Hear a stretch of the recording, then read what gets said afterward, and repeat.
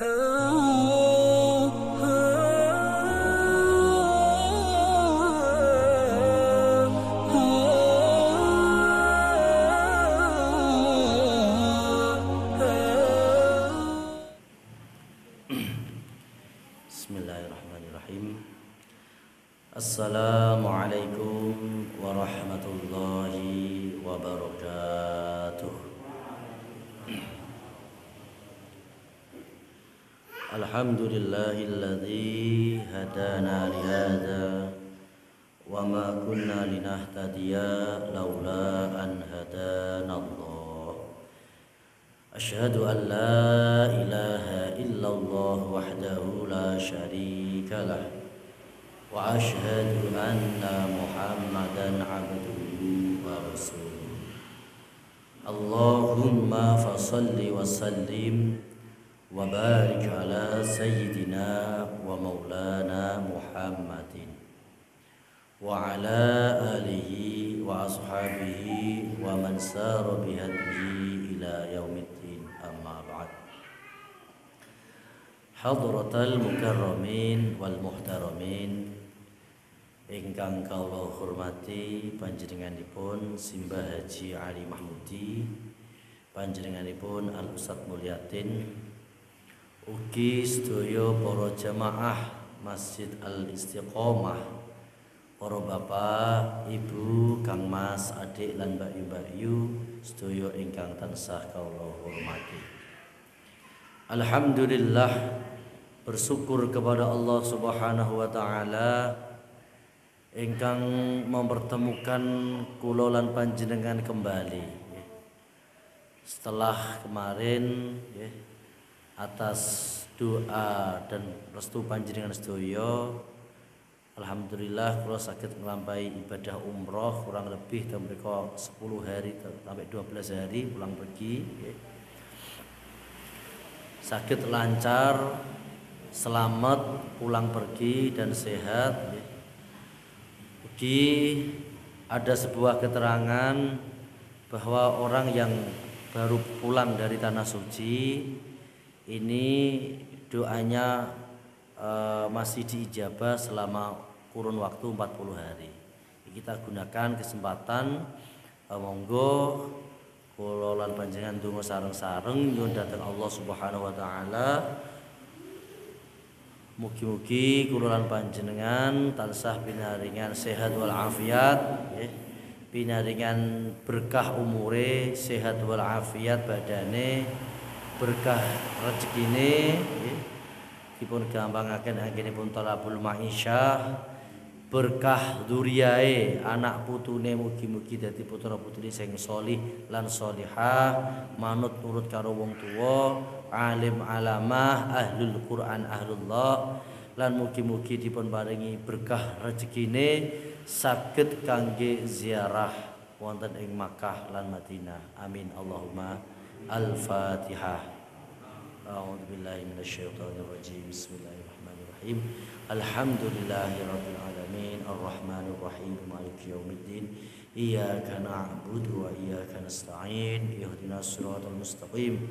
Siratal ladzina an'amta 'alaihim ghairil maghdubi 'alaihim waladdallin. Amin. Rabbighfirli wa liwalidayya wa lil mu'minin. Amin. Bismillahirrahmanirrahim. Ayat 73.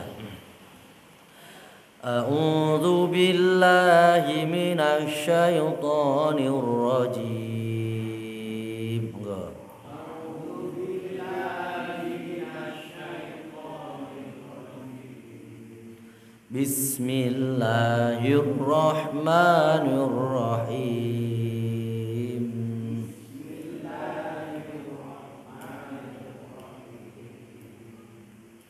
Am tas'aluhum 73. Makanya dugi beliku mengulang sithik ya. Am tas'aluhum kharja fa kharaju rabbika khair wa huwa khairur raziqin. raziqin. Wa innaka latad'uhum ila siratim mustaqim.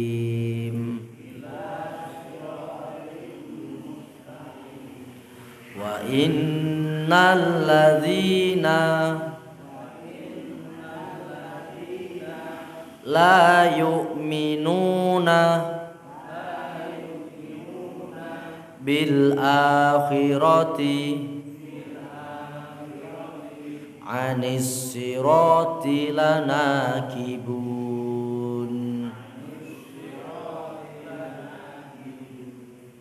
Walau rahimnahum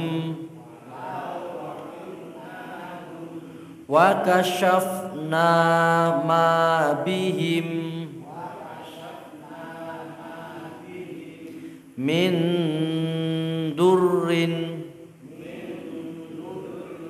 lalaju fi tughyanihim ya'mahun.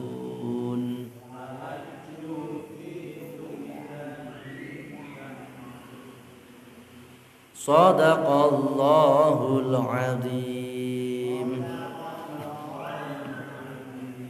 Bismillahirrahmanirrahim. Yaqulu ta'ala munkiran 'anil musyrikin fi adami tafahumihim lil Qur'anil azim wa tadbirihim wa i'radihim anhu. Allah Subhanahu wa taala menjelaskan lewat ayat-ayatnya seraya mengingkari kepada orang-orang musyrik ya, di dalam kesalahpahaman mereka di dalam memahami Al-Qur'an. Jadi orang-orang musyrik ini banyak salah paham atau mereka ini sering memalingkan hatinya dari ayat-ayat Al-Qur'an. La siyama aba'uhum alladzina matu fil jahiliyah haitsu lam yablughu kitab. Apalagi ya, mereka itu sering di dalam ucapan-ucapan mereka itu ngonjo-ngonjoke nenek moyang mereka. Selalu mengatakan ketika diajak di dalam dakwah, mereka mengatakan itu tidak sesuai dengan kebiasaan orang tua-tua kami. Itu tidak sesuai dengan tradisi nenek moyang kami. Kowe ku nggawe perkara odo-odo, perkara sing anyar. Dengan sombong mereka mengatakan tidak. Maka kula teringat ya,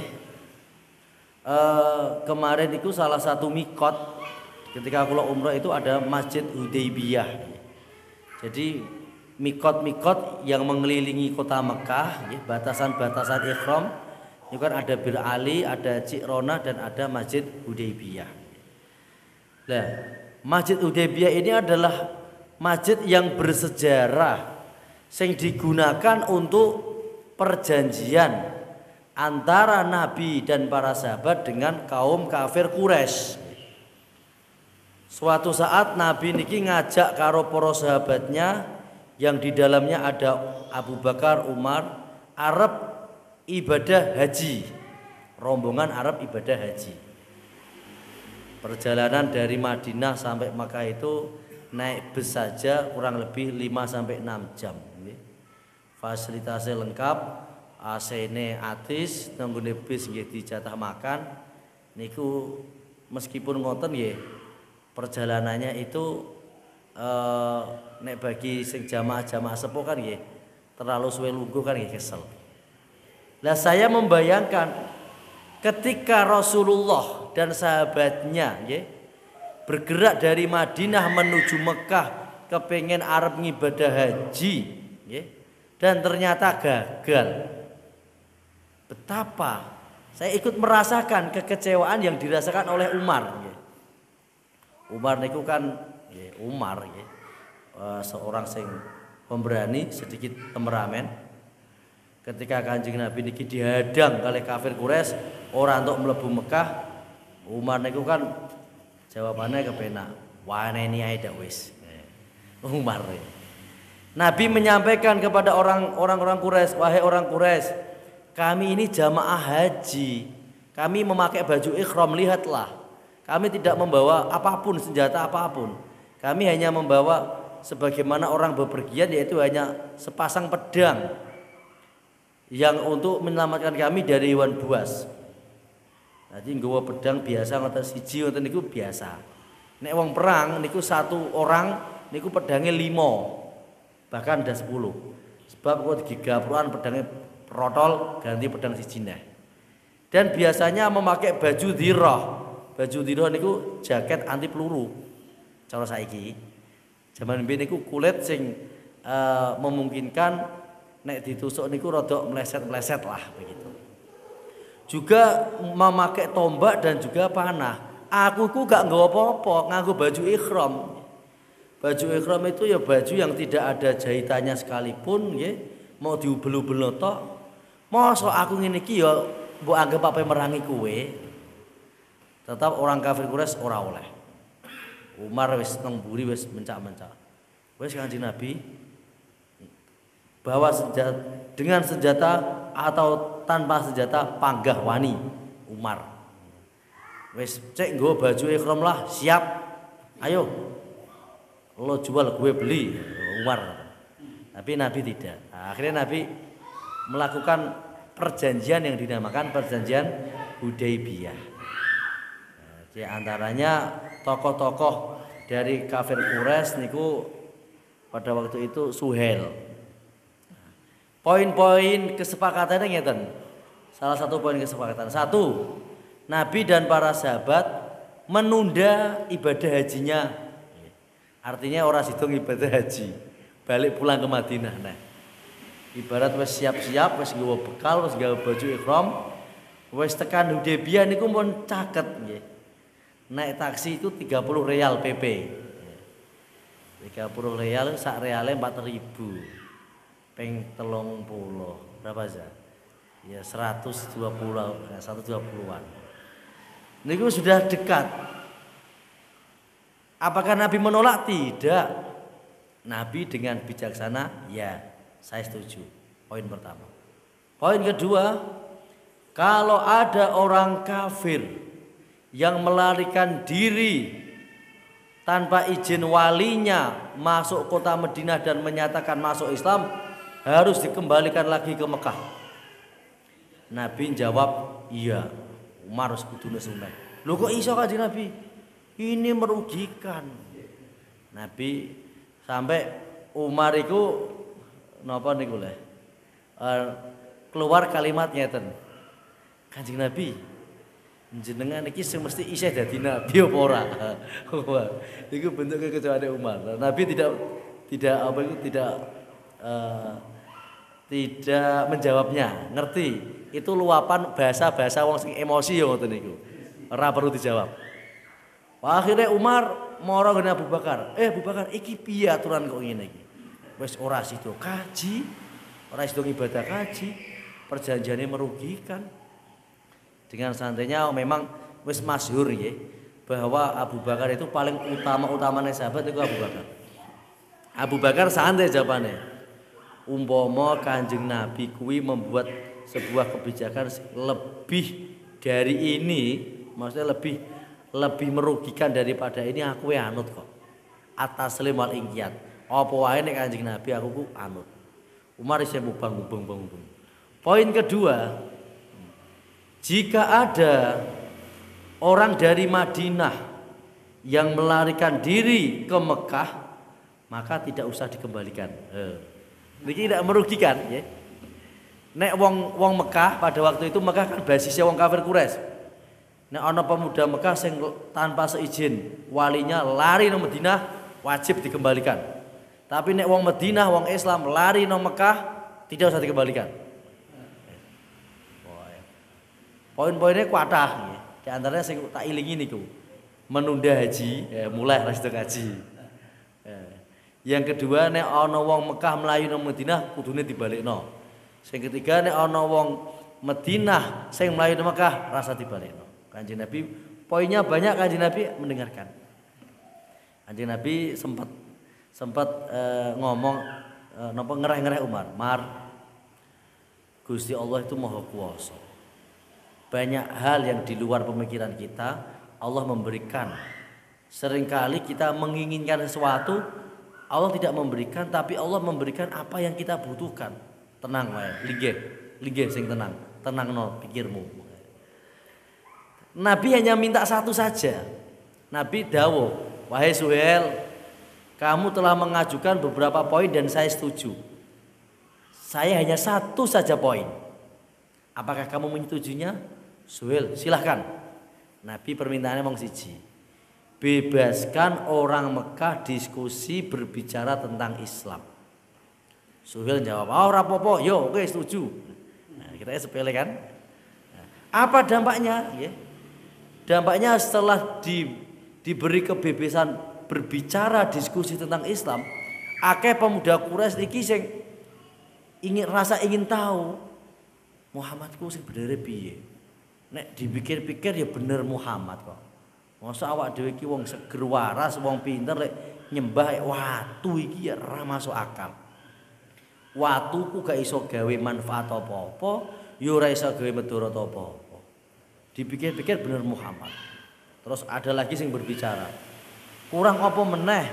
Muhammad iku ndak ya kowe ku ngerti Muhammad ku yo dulur-dulurmu dhewe wong Mekah asli, kelahiran Mekah wong Quraisy, anake Abdullah, anake Abdul Muthalib, sangka wong Quraisy Ibnu Manaf, Ibni Hasyim, jelas nasabe. Maka perlu diingat bahwa nabi itu ya, seorang yang diangkat menjadi nabi itu satu pasti mempunyai jalur nasab yang jelas. Bin sopo mesti jelas. Dan ada yang sedikit menggelitik, ada sedikit yang menggelitik. Selain nasabnya jelas, setiap nabi yang diutus itu yo gantengnya ya jelas. Nek kiai ra patek ganteng ora apa-apa, ora nabi. Nek nabi setiap dari Nabi Adam sampai Nabi Muhammad itu gantengnya mesti jelas. Nah, jadi dari segi melihat wong itu gagah, wibawa, niku kan orang-orang itu akan lebih percaya kan.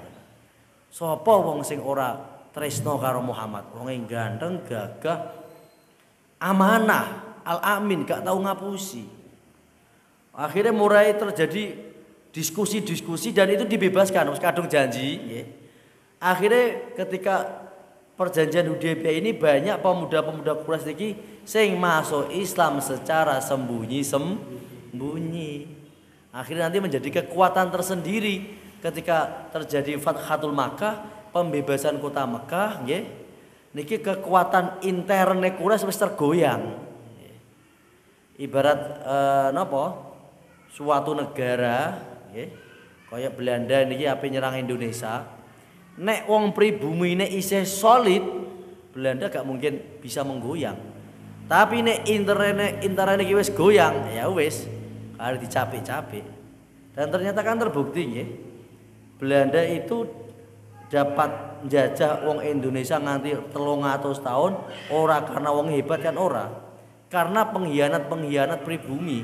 Cara bahasa niku londo ireng nggih.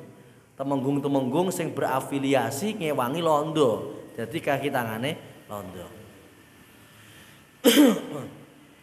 Dalam di Masjid Hudaybiyah ya, saya teringat Hudaybiyah.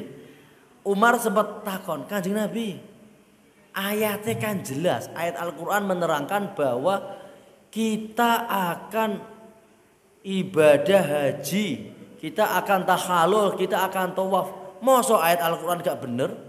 Umar ijeh kurang terima gitu. Nabi jawab, "Bener, Mar. Tapi Al-Qur'an kan tidak menuliskan kapan tahunnya. Apa ora? Oh nggih. Lah iya. Ya insyaallah tahun depan. Sabar sak wentara. Mundur untuk maju yang lebih jauh. Ibarat napa niku orang mau melompat, nah, niku ora angger muring ngabrukan mboten. Mundur sik, ancang-ancang sik.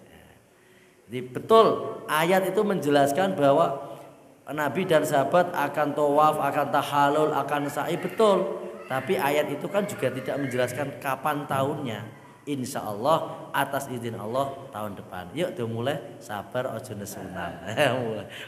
Menuju Hudaybiyah adalah perjalanan masya Allah kula melihat niku kanan kiri isine padang pasir, batu-batu, wis pokoknya kering lah.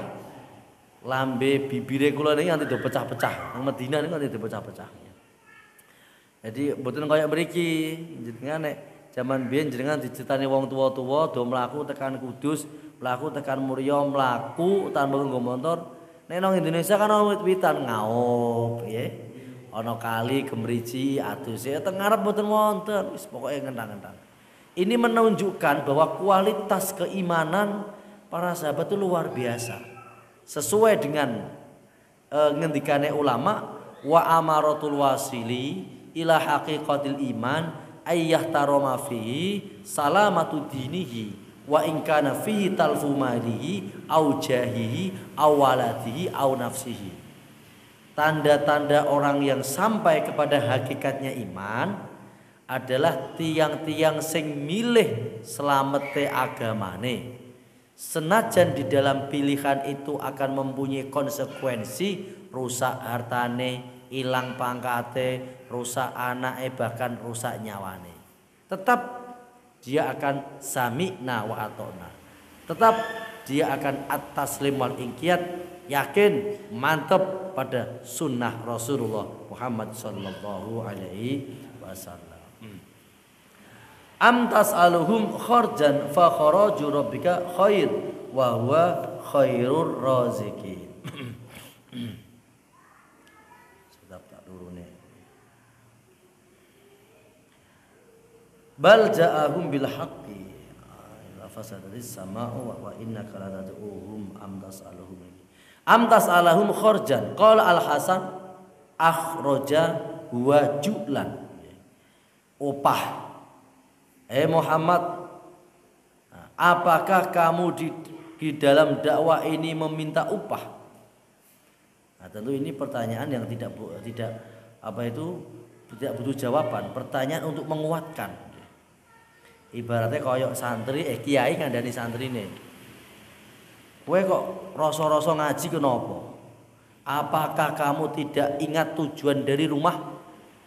Apakah kamu tidak memikirkan betapa besar perjuangan wong tuamu lelu duit nggo nukono peci, nukok ke kitab, apa sing sak njalukmu dituruti sing penting kowe gelem ngaji? Nah, pertanyaan ini kan ora perlu dijawab. Ini pertanyaan untuk memotivasi. Nah, ini Allah memotivasi Nabi Muhammad, tenang Muhammad. Kowe tidak usah merasa getar, tidak usah merasa bosan dengan dakwah. Wong kamu dakwah itu tidak meminta upah. Kalau dakwah meminta upah lah itu kowe kena kecewa. Tapi nek dakwahmu itu tulus karena Allah, kamu tidak memikirkan balasan dari manusia, meskinya apapun yang engkau hadapi, apapun respon dari umatmu, santai saja. Karena tujuanmu bukan mencari upah dari mereka, tapi upah dari Allah Subhanahu wa ta'ala. Nah, ini sebenarnya juga ngandani kula lan panjenengan, nggih.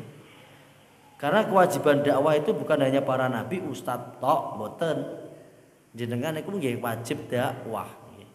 Saora-orane dakwah karo keluargane, nggih. Karo bojone. Dakwahnya wis ora usah koyo Kanjeng Nabi jenengan dadak munggah nang gunung. Nek Kanjeng Nabi pertama kali fasda bimatu maru wa arid al musyrikin kan naik nang bukit Sofa. Nggih. Bukit Sofa sakniki pun diketok nggih. Jadi antara Sofa dan Marwah niki nek saiki niku wis ora napa niku, ora kesel teman-teman. Biyen kan dhuwur, sakniki wis dibego. Ngepenakno wong jamaah haji. Nek Kanjeng Nabi dakwah munggah nang gunung, we manusa dungokno kabeh. Jenengan gak usah. Jenengan cukup ngandani bojone. Ayo Bu nang masjid, ya, dakwah. Ayo le melu ngaji. Anu kok Pak? Iki ana tugas sekolah, engko bareng isa ndak ya iso. Ayo ngaji sik. Ya. Ini juga bentuk dakwah. Nah, jadi jangan bosan-bosan nek cara caption nang mobil-mobil niku aja leren dadi wong apik ya. Jangan bosan-bosan dakwah. Meskipun di dalam ngajak koncone, ngajak wong ora pernah gelem, ora usah bosen. Karena tujuan kita bukan mengharapkan upah dari dia. Kita ini mempromosikan agama Allah, mencari ridho Allah. Ya terserah responmu piye, gak tak pikir. Kamu apa menghina saya, sok suci, ora masalah. Wong aku tidak mengharapkan apa-apa dari kamu kok. Am tas'alum kharjun fa kharaju rabbika khair wa huwa khairur raziqin. Gusti Allah niku sak bagus-baguse zat kang paring rezeki. Nah, masalah rezeki niku memang betul nggih. Allah ini zat sing paling rezeki. Terlepas wong itu gelem usaha atau tidak ya mesti dikai mangan karo pangeran. Ada seorang ulama ya, asmane iku Ibrahim bin Adham. Ibrahim bin Adham itu seorang ulama dari daerah Basrah. Basrah sekarang melu negara Irak. Sebelum dia menjadi seorang ahli tasawuf, yang ini ku orang sing berpikiran materialistis. Materialistis artinya wong udah gak ambut gawe mulang di duit. Wong yang anggere sehat umpet gawe. Suatu saat yang ini ku berburu. Berburu itu hiburane wong sugih-sugih zaman biyen. Karena zaman biyen urung ana dermolon, urung ana Jatim Park ya urung ana. Jadi hiburane berburu. Ketika berburu nggih, rotine niku dicucuk karo manuk gagak terus digawa mabur nang gone jurang. Delalah ana krentek nang atine Ibrahim bin Adham, manuk gagak kok njipuk roti semono mbrae Bang piye? Kan mboten biasane. Manuk gagak kok mangan roti ora macem. Gagak mangane rak ya napa niku bangkai. Diturut karo Ibrahim bin Adham njegur jurang. Bareng njegur jurang ternyata nang kono niku ana wong sing ditaleni awake ngoten. Terus dipakani roti karo gagak. Dadi gagak niku nggawa roti dipecah-pecah karo cucuke terus dicocol didulangno. Terus ngombe nggih ngoten. Akhire Ibrahim bin Adham mara gagake mlayu terus diuculi. Sampeyan tiyang pundi, Pak? Nah, dia menjawab, saya dari Damaskus. Saya pedagang. Kok sakit ngeten niki ceritane pripun? Kula niku bersama rombongan dagang, kafilah dagang, nang tengah dalan dirampok. Harta bendane kula dijupuk kabeh, balane kula dipateni.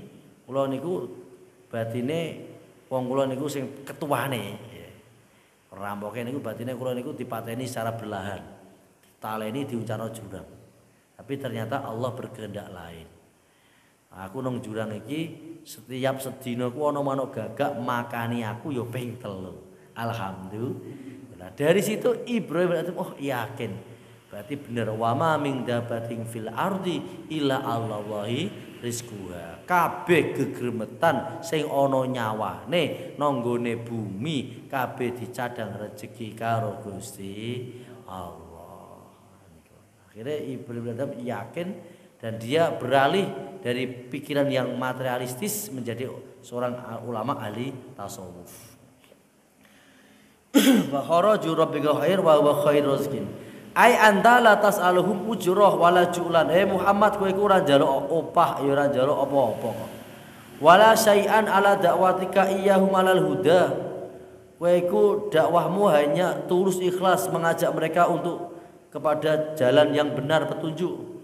Bal anta fi dzalika tahtasibu indallah. Kamu itu nanti sing jatah kowe iku kabeh Allah. Terus juga kula nek ngeten iki terus kimutan malih. Teng Mekah niku ada makamnya Sayyidatina Khadijah. Kemarin sempat ziarah di sana. Khadijah itu saudagar sing paling sugih nang nggone Mekah pada waktu itu. Kebetulan janda terus menikah kali Kanjeng Nabi nggih.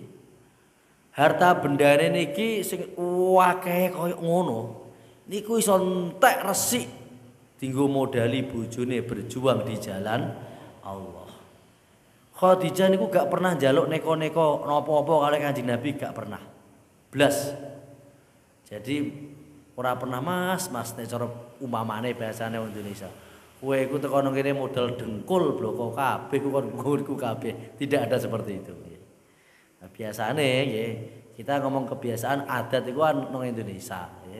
Sing wedok niku karir iso luru duit, niku biasane wong lanang rada direndahkan. Tapi nek Khadijah mboten. Benar-benar dia itu tulus ikhlas mencintai Nabi. Dan Nabi Muhammad juga tidak pernah merasakan cinta yang sebesar cintanya kepada Khadijah. Terbukti Khadijah niku gak pernah dimadu. Ketika Kanjeng Nabi nikah bersama Sayyidatina Khadijah, iku Kanjeng Nabi ya bojone mung kuwi tok, satu tok sampai meninggal dunia. Ketika Khadijah meninggal dunia, Kanjeng Nabi niki nembe cara bahasa saya ini poligami lah. Poligami itu istrinya tidak hanya satu. Tapi ketika Khadijah cinta pertamanya benar-benar ya. Makanya ketika wingi kula ziarah nang Khadijah niku keronto-ronto teng ati masyaallah. Kilingan sejarahnya seorang wanita mulia, saudagar yang kaya raya, rela harta bendanya iki habis untuk dakwah Kanjeng Nabi. Penjalukane Khadijah niku namung setunggal tok. Ketika di akhir hayatnya njaluk karo Kanjeng Nabi, aku kepengin mbok kafani karo serbanmu sing mbok gawe salat. Iku tok. Ora njaluk neko-neko, nggih. Nah, gitu. Wa innaka la tad'uuhum ila siratal mustaqim. Muhammad, kowe iku ngejak manusa itu yo jalan yang lurus, ora ngejak apa-apa, ora njaluk apa-apa. Wa innal ladina yu'minuna bil akhirati anis sirati la nakibun nggih.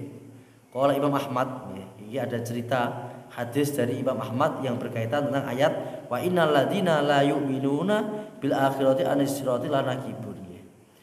Ceritanya ngene, orang-orang Quraisy ngomong Mekah iku duwe kebiasaan senengane niku begadang di waktu malam. Ya padha wae wong Indonesia ya padha wae. Begitu ngopi jagung iki ngrasani kare Kanjeng Nabi. Setiap begini ngrasani terus. Padahal mereka berada di tanah haram, mereka sombong kepada Nabi Muhammad, ya, dan mereka berbuat yang tidak baik. Nong tanah haram niku kan meningkat, jenengan ngibadah apa niku ganjarane ya meningkat. Neng kapan maksiat ya padha meningkat. Hati-hati. Makanya ada salah satu sahabat, ya, Ibnu Abbas diantaranya. Ibnu Abbas niku sepupune Nabi, ketika dia kembali ke Mekah niku gak wani gawe omah nang nggone wilayah Masjidil Haram. Pokoknya di luar mikot, Khawatire dene nek pas lagi tukaran karo bojone ya, pas lagi nesu karo bojone kok ya dosane meningkat. Tingati-ngatine. Omahe niku di luar mikot. Mikot niku batasan sing tiyang ihram niku. Dene niku kan berarti pun boten masih wilayah haram. Meskipun nek ape nang Masjidil Haram niku adoh. Jadi semangatnya wong nek teng Masjidil Haram niku ape jamaah subuh jam 2 sudah bangun. Jam 2 sudah bangun nggih. Teng mriko sampai subuh jam 6 baru pulang. Engko nek zuhur jam 10 sudah ke sana. Sampai zuhur terus pulang makan siang, ape ngenteni salat asar niku jam 2:30 mangkat meneh. Pokoknya hawane disi-disian kepengin cerak Ka'bah, disi-disian nek nang Madinah kepengin cerak karo Masjid Nabawi. Lah iki orang-orang iki ayat ini iku wong-wong Quraisy iku mereka sombong nang nggone Masjidil Haram ngrasani Kanjeng Nabi. Wa innal ladzina la yu'minuna bil akhirati anasirati lanakibun. Sombong, mereka sombong. Ngrasani sing ora-ora. Lah kesombongan mereka ini terjawab nggih, terjawab diwelehno karo pangeran ketika terjadi peristiwa Fathatul Makkah, nggih. Makkah ditaklukkan oleh Nabi dan sahabatnya, mereka benar tertunduk malu. Ya, akhirnya ya ono sing masuk Islam karena terpaksa, nggih. Ono sing masuk Islam ya benar-benar karena keyakinan. Nek sing masuk Islam karena terpaksa kok dadine kok dadi wong munafik, duri dalam daging. Anis sirati lanakibun walau rahimnahum wa kashafna ma bihim min durril lalaju fi tughyanihim ya'mahun yukhbiru ta'ala an ghalatihim fi kufrihim bi annahu law arzaha anid dhurri wa afhamuhum bil Qur'an lama inqadu lahu wa lastamaru ala kufrihim wa inadihim fi tuyanihim kama qala walau alufihim khairu asmahum walau asmahum la tawallau mu'ridun. Nah, jadi umpama wong kafir Quraisy niki diwelasi nggih, dituruti apa sing jadi penjalukane ya tetap mereka akan ya'mahu, tetap mereka akan lacut sombong nggih. Umpama penjalukane kan neko-neko, Muhammad nek nyoto kowe ku utusane pangeran, ndi kowe kok ora ndek apa-apa. Jajal kowe ku ciptakan sungai-sungai yang mengalir dari bawah kakimu. Terus ciptakan kebun-kebun yang sing api-api. Turunkan malaikat dari langit sing aneh-aneh. Umpama diturutilah ya tetep mau. Wong jenenge wong alasan. Contohnya ngeten iki jenengan duwe kanca dijak ngaji kapan mau, engko dijak diturutilah ya gak mau. Aku ku jane kepengin ngaji ning mare aku iku duwe tanggungan. Apa tanggunganmu nang omah nunggoni iki? Wis tak ngakon wong bayari. Engko tetep alasan. Lah sing marahi nganu iki nganu. Lah ngoten terus. Nah, ya begitu. Nah, maka demikian uraian ini nggih lala sampun Fatum itu tengah 6 nggih. Awane suasanane iki masih seneng cerita tentang Mekah dan Madinah Bali. Jadi awane kepengin menerangkan itu insyaallah nanti akan kita lanjutkan kajian kita pada Jumat yang akan datang. Demikian dilanjutkan sesi tanya jawab. Monggo.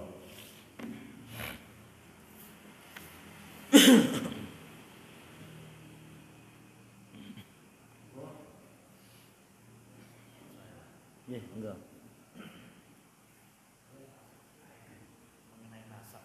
Nasab nggih. Dan menjelaskan bahasanya nasab para nabi itu nasabnya jelas. Jadi antara salah satu sebab penyebab nasab seseorang tidak jelas itu di antaranya adalah karena hubungan zina atau kumpul-kumpul. Perlu dengan dijelaskan pertama kaitannya dengan anak hasil dari berzina. Ini apakah benar bahasanya B-nya itu tidak boleh bapak yang meskipun menikahinya. Kemudian yang kedua, kalau anaknya itu perempuan, apakah boleh bapak yang menikahinya itu menjadi wali? Kemudian yang ketiga masalah harta warisan.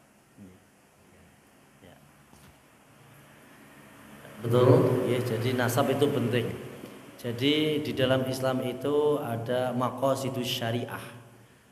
Maqasid 5 tujuan yang dijaga dalam Islam. Pertama adalah nyawa, 2 nasab, yang ketiga harta, yang keempat adalah kehormatan, yang kelima adalah ad-din agama. Kita membahas masalah nasab. Nasab dalam Islam itu dihormati. Untuk menjaga nasab, bagaimana adanya pernikahan. Jadi menungso niku karepe ku dimulyakake karo pangeran. Walaqad khalaqnal insana fi ahsani taqwim. Manusia itu penciptaannya sebaik-baiknya. Maka jangan berbuat yang dapat meruntuhkan kemuliaan itu. Salah satu perbuatan yang dapat meruntuhkan kemuliaan adalah rusaknya nasab. Rusaknya nasab dengan apa? Dengan perzinaan. Maka ketika sudah terjadi perzinaan, artinya hubungan di luar nikah kemudian mempunyai anak, nikah akan berdampak hukum-hukum terhadap anak itu. 1, nggih niki wong tuane bapake niki gak oleh dadi wali. Kudune jujur harus ketika ape nikah ngomong karo Pak Naib.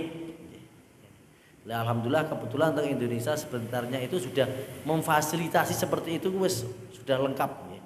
Sebelum adanya akad nikah itu ada bimbingan penyuluhan. Kabeh waline dijak nang nggone KUA, ngantene takoki sing temenan, karo biasane takoki Pak Naib. Niki leres putrane jenengan hasil pernikahan sah. Nggih.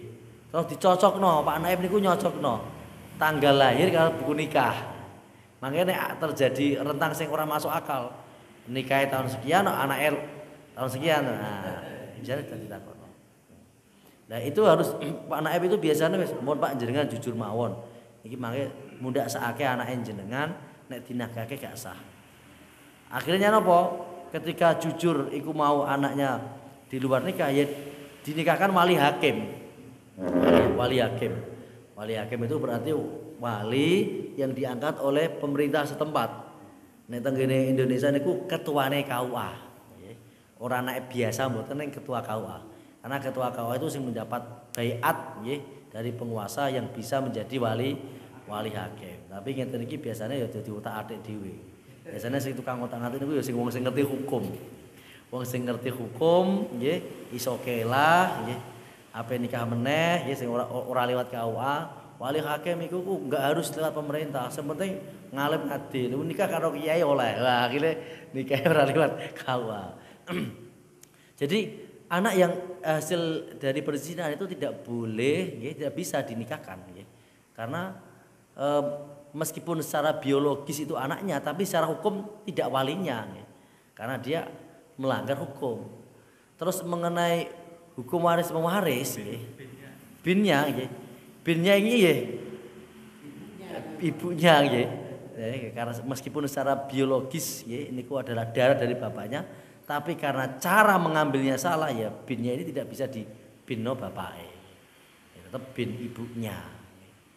Nah, ini kan mesake anaknya. Biasanya agar untuk Islam mengesahkan antara anak yang kita tadi biasanya segera dinikahkan. Padahal nikahnya kan setelah anak-anaknya baru dilahirkan dulu. Berarti kan dalam rentang waktu antara nikah ini sampai lahir kan berarti masih dina terus. Iya betul. Jadi sudah berhubungan terus kemudian baru dinikahkan, tapi sudah mempunyai gen wis mateng dhisik nggih artinya. Jadi anaknya ini tetap ya sombe nek nikah gak atau dinikahkan karo bapak kudune jujur nggih. Nek jujur sakake anake berarti nikah gak sah kan. Jadi harus ngomong karo Pak Naib apa adanya. Ini memang terjadi hubungan sebelum biyen niku sebelum nikah. Akhirnya nanti Pak Naib mengambil kebijakan oh iya berarti wali hakim nggih. Mengenai waris mewaris nggih karena hubungan nasabnya ini terputus termasuk nggih. Sebenarnya waris mewaris nggih juga tidak ada hubungan waris mewaris. Cuma masalah tentang Indonesia niku jarang sekali di Indonesia itu yang menggunakan hukum waris. Orang-orang Indonesia niku cenderung menggunakan napa niku hadiah. Nah, jadi hadiah niku pemberian, nek hadiah niku ya bebas, masih ora anake diwehi kan oleh. Tapi nek akadnya ini waris, ya harus sesuai aturan waris. Nah kebanyakan orang Indonesia itu tidak menggunakan akad waris. Artinya anake lanang wedok bagiannya ya padha. Terus anake iki mau dari hamil di luar nikah ya tetap diwenehi. Karena dia tidak menggunakan hukum hadiah. Maka kalau teringat kemarin pas mau duangu Bali, Ustadz Sigit kan ketika ngisi mriki maslahat mana antara hadiah dengan waris kan ngoten nggih. Atau diuraikan kalau Ustaz Sigit. Jadi kalau hukum waris mewaris nek orang-orang Arab itu beda karo orang Indonesia. Contohnya ngeten. Lidzakari mislu hadil unsayain. Anak lanang itu untuk bagian loro, anak wedok untuk bagian siji. Nah, tetapi pada pelaksanaan sing bagian loro ngene iki mau wonge yo bagiane loro iki melu dienggo ngopeni ponak-ponakane. Ngoten. Wong Arab niku ngoten, nggih. Mane wong Arab nggih mane kula duwe ponakan yatim. Ngeten iki kula tetep melu nafkahi ponak-ponakane kula sing yatim niku. Dianggep kaya anake dhewe. Wong Arab iku antara pakane karo ume niku disejajarkan. Nek wong Indonesia kadang-kadang kan mboten, nggih kan? Nek wis di keluarga dhewe, praune dhewe ora patek open karo ponakane. Nah, kadang-kadang hal-hal yang seperti ini, adat-adat seperti ini yang menjadikan kebanyakan orang-orang Indonesia itu tidak menggunakan hukum waris, nggih. Menggunakan hukum hadiah, pemberian. Nek hadiah ya bebas, masuk ponakane diwehi yo. Wong akate kan hadiah, tak wehi nyoh, tak wehi nyoh. Nah, tapi pemberian itu kan tidak boleh melebihi napa niku le? Kan ada sahabat iku sing kepengin nyodakohke buandane iku disudakono kabeh Kanjeng Nabi kan gak oleh. Aja tinggalkan sisa untuk keluargamu. Begitu.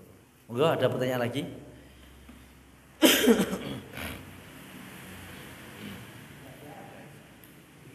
Nggih, monggo.